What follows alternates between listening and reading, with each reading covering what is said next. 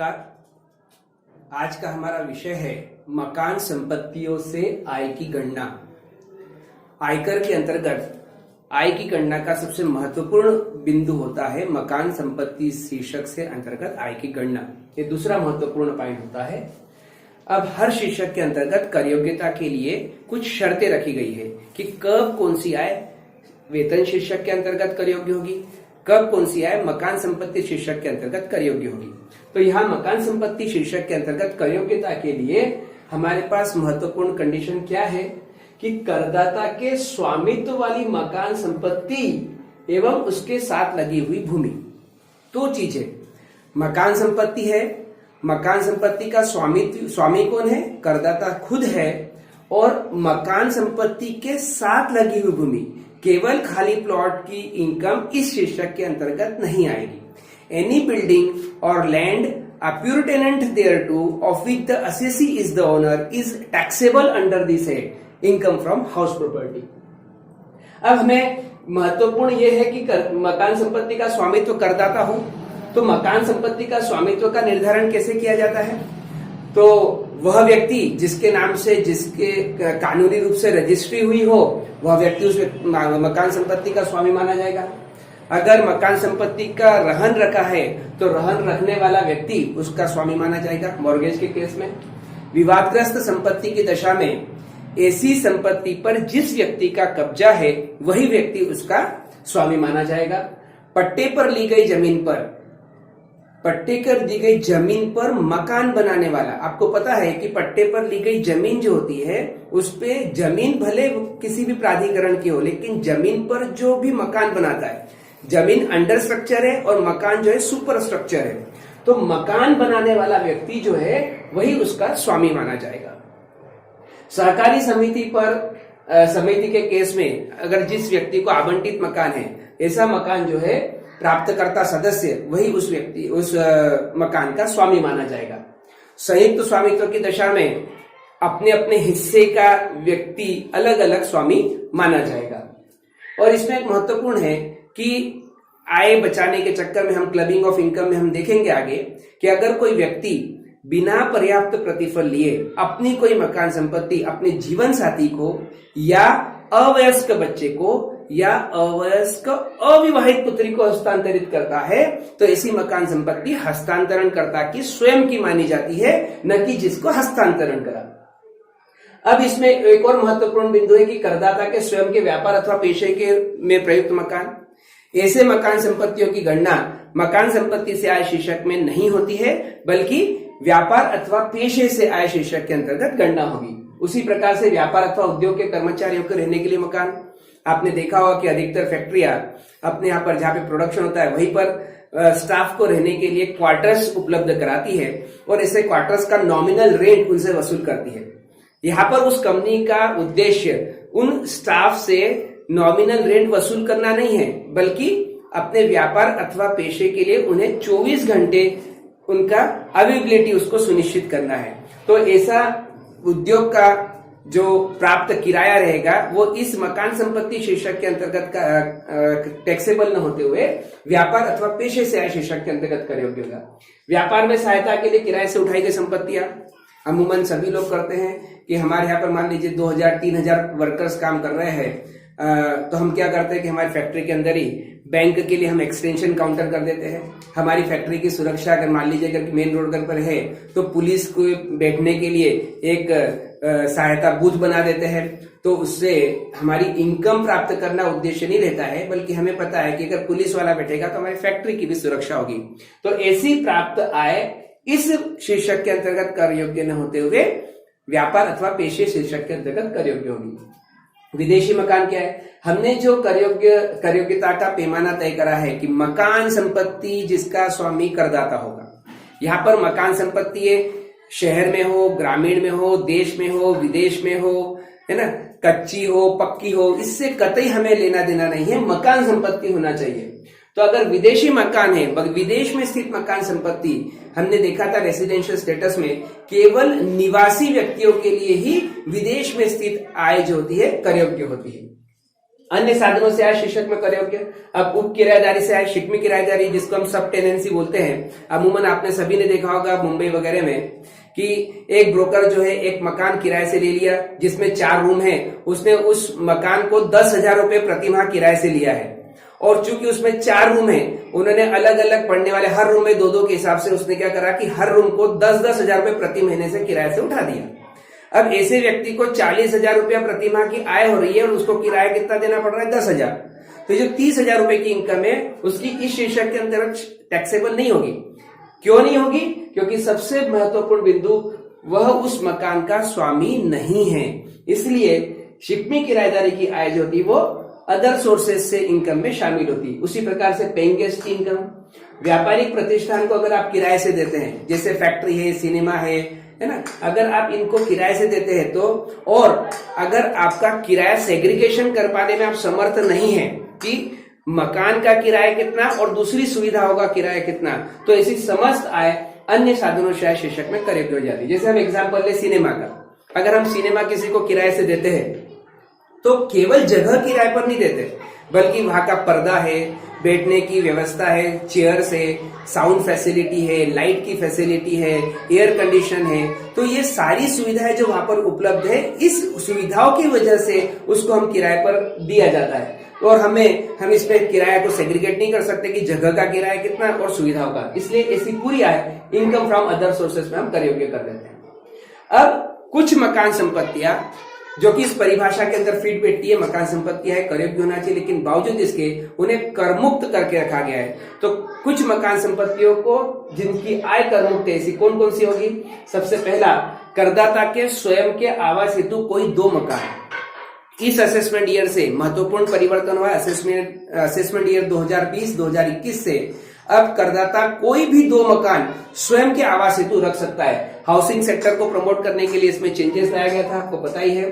स्वयं के व्यापार हेतु प्रयुक्त मकान, हमने पहले भी कहा आपको कि अगर ऐसा मकान जिसमें करदाता का स्वयं का अथवा व्यापार अथवा पेशा चल रहा है, ऐसे मकान संपत्ति की आय इस शीर्षक में कर योग्य नहीं होती है। ऐसे मकान की आय यहाँ पर 0 मानी जाएगी, जबकि इसके संबंधित जो खर्चे वगैरह की छूट होती है वो इनकम फ्रॉम बिजनेस प्रोफेशन में दिया जाएगा। कुछ सामाजिक और पुण्यार्थ संस्थाओं की मकान संपत्ति क्या है पूर्णतः कर से मुक्त रखी गई है। इसमें जो प्रमुख है वो है स्थानीय संस्थाएं, लोकल अथॉरिटीज, नगर पालिका निगम जैसे हो गए, अनुमोदित वैज्ञानिक अनुसंधान हो गई, संस्थान हो गई, विकास प्राधिकरण, राजनीतिक दल को मकान संपत्ति से आय, इन लोगों की मकान संपत्तियों की आय जो होती है कर से मुक्त होती है। और चौथा है कृषि फार्म हाउस से आय। हमने कृषि आय शीर्षक में देखा था कि कृषि फार्म हाउस उसको बोलेंगे कि जो ऐसा जगह जो केवल कृषि प्रयोजन के लिए बनाया गया है और जो बिल्कुल कृषि भूमि से ठीक लगकर बना हो। अब ऐसे कृषि फार्म हाउस की आय कर से मुक्त होती है। लेकिन अगर आपको मालूम है कि इस बिंदु का बहुत ज्यादा दुरुपयोग हुआ है, बड़े बड़े शहरों में, भोपाल में, इंदौर में फार्म हाउस बता करके इन लोगों ने मैरिज गार्डन बना दिए और मैरिज गार्डन से बहुत हेवी इनकम्स वो अर्जित कर रहे थे और उसको कृषि फार्म हाउस की आय बता करके कर से मुक्त कर दिए थे। तो अगर आप किसी दूसरे प्रयोजन के लिए आप इसे कृषि फार्म हाउस की को उपयोग में लाते हैं तो वो इस शीर्षक के अंतर्गत कर से मुक्त नहीं होगा वरन टैक्सेबल हो जाएगा। अब हमें आयकर की दृष्टि से मकान संपत्तियों को कुल 4 भागों में बांटा है। क्योंकि हमें व्यवहारिक प्रश्न भी हल करना रहेंगे तो मकान संपत्तियां मैक्सिमम इस 4 कैटेगरी में आएंगी।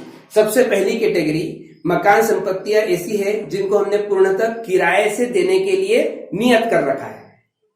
दूसरी कैटेगरी में ऐसी मकान संपत्ति आएगी जो इसमें करदाता स्वयं के आवास हेतु प्रयोजनार्थ उसने रखा हुआ है। और तीसरी कैटेगरी में अंशतः किराए से और अंशतः स्वयं के आवास हेतु उपयोग में आने वाला मकान संपत्ति, इसमें भी हम 2 कैटेगरी करेंगे। और चौथी कैटेगरी में स्वयं के व्यापार उद्योग पेशे में प्रयुक्त आने वाला मकान। आपको पहले बता दिया कि ऐसा मकान संपत्ति जिसमें करदाता का स्वयं का व्यापार पेशा अथवा उद्योग चलता है वो इस शीर्षक के अंतर्गत कर योग्य नहीं होती है। ठीक है, अब हम सबसे पहला, चूंकि हमें व्यवहारिक प्रश्न हल करना है तो पूर्णतः किराए पर दिया गया मकान, इसके अंदर हमने 3 सब कैटेगरी बनाई है। सबसे पहली कैटेगरी वर्ष भर किराए पर उठाई गई मकान संपत्तियां, मतलब मकान संपत्ति को हमने पूरे 12 महीने के लिए गत वर्ष में किराए से दिया है। तो ऐसी मकान संपत्तियों की आय की गणना किस प्रकार से होगी वो हम देखेंगे।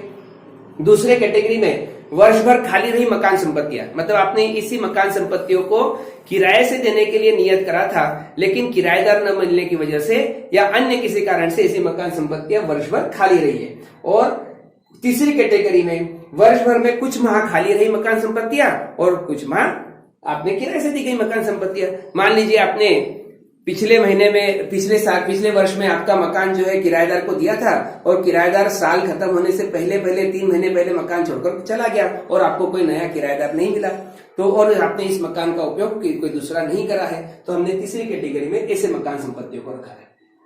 अब हम सबसे पहली कैटेगरी जो वर्ष भर किराए से दी गई मकान संपत्तियां है, मतलब जिसको हमने गत वर्ष में पूरे 12 महीने की अवधि के लिए किराए से दिया गया है, ऐसी मकान संपत्तियों की हम आय की गणना किस प्रकार से करेंगे वो हम यहां पर देखेंगे।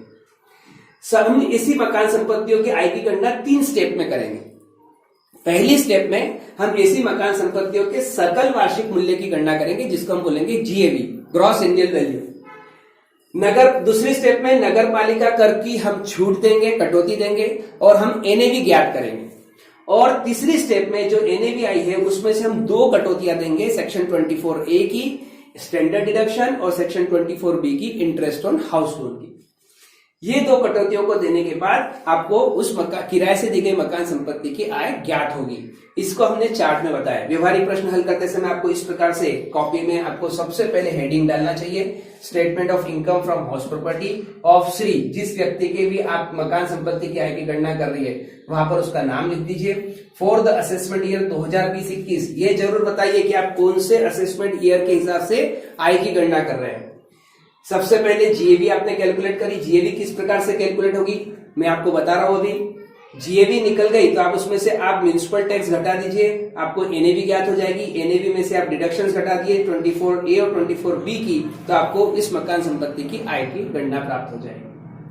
अब हम सबसे पहले स्टेप सकल वार्षिक मूल्य की गणना किस प्रकार से करते हैं, इसलिए हम एक ऐसे मकान संपत्तियों को हमको पहले चेक करना पड़ेगा कि ऐसी मकान संपत्ति ऐसे शहरों में स्थित है क्या जहां पर किराया नियंत्रण अधिनियम लागू नहीं होता है या किराया नियंत्रण अधिनियम लागू होता है। तो हमने पहली स्टेप में करेंगे कि मकान ऐसी सिटीज में है जहां पर किराया नियंत्रण अधिनियम लागू नहीं होता है, तो हमारा काम हमें क्या करना पड़ेगा, हम 3 वैल्यू में हम देखेंगे कि नगर सबसे पहला इन तीनों मूल्यों में से जो भी अधिक मूल्य रहेगा वो हमारा जीएवी माना जाएगा। सबसे पहला होता है नगर पालिका मूल्यांकन।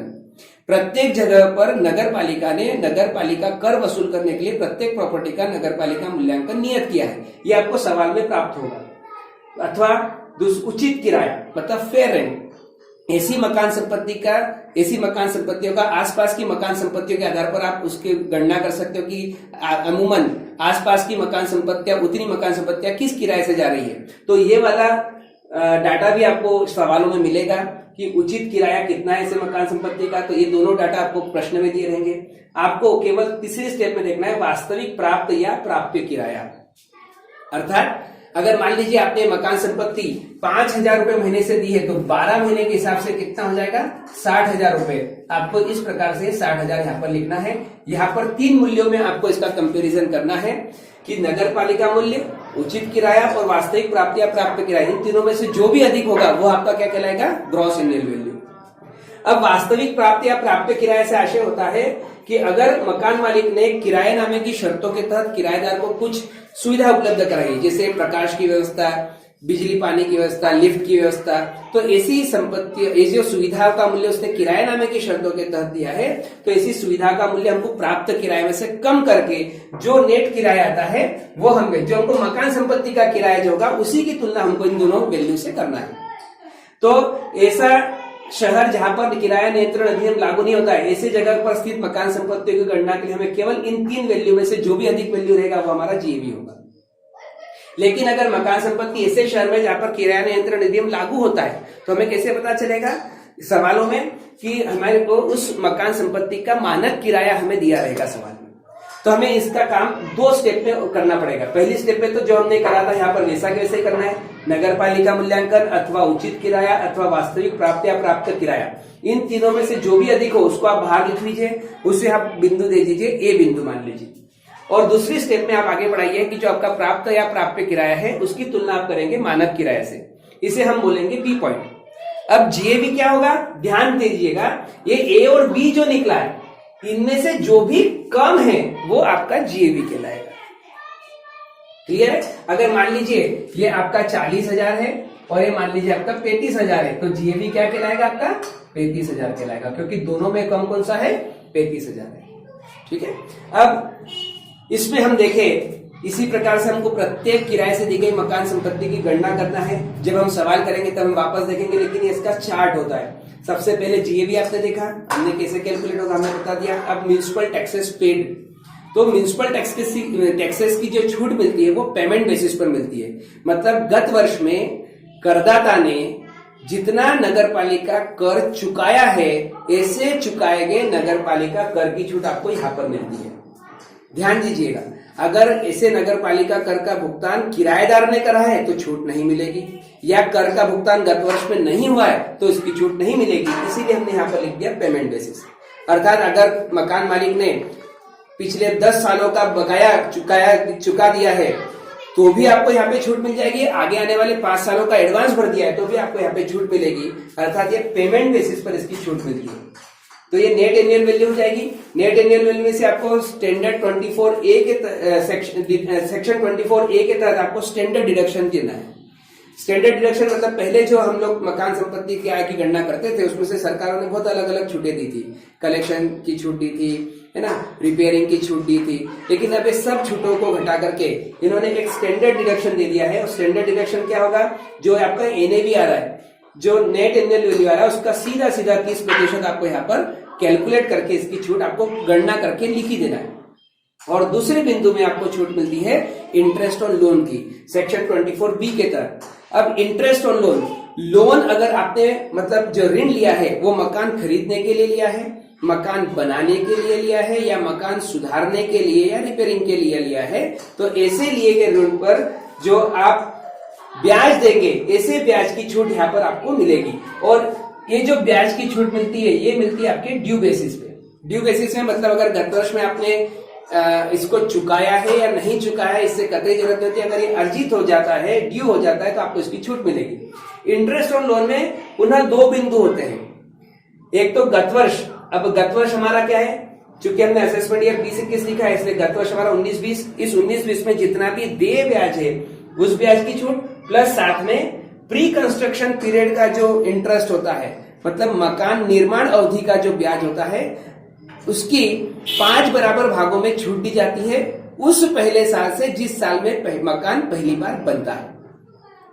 प्री कंस्ट्रक्शन पीरियड हम आगे और बताएंगे सवालों में कि प्री कंस्ट्रक्शन पीरियड की गणना कैसे करते हैं। हमें ध्यान रखना है कि इंटरेस्ट ऑन लोन की छूट मिलेगी कब, जब मकान बन गया, जब मकान निर्माण अवधि में है, मतलब अभी निर्माण प्रोग्रेस में है, जिसका मकान बना ही नहीं है, तो हम छूट काय में से देंगे। तो ऐसे प्री कंस्ट्रक्शन पीरियड की इंटरेस्ट की छूट मकान बनने वाले पहले साल से लेकर आगे 4 सालों तक कुल 5 सालों में बराबर भागों में दी जाती है। इसलिए हम इससे जो भी ब्याज होता है, प्री कंस्ट्रक्शन पीरियड का इंटरेस्ट जो भी होता है, उसके 5 बराबर भागों में 1/5 भागों में छूट देते हैं। ठीक है, तो अब हम इसके आगे के कुछ प्रैक्टिकल बात करें। Thank you.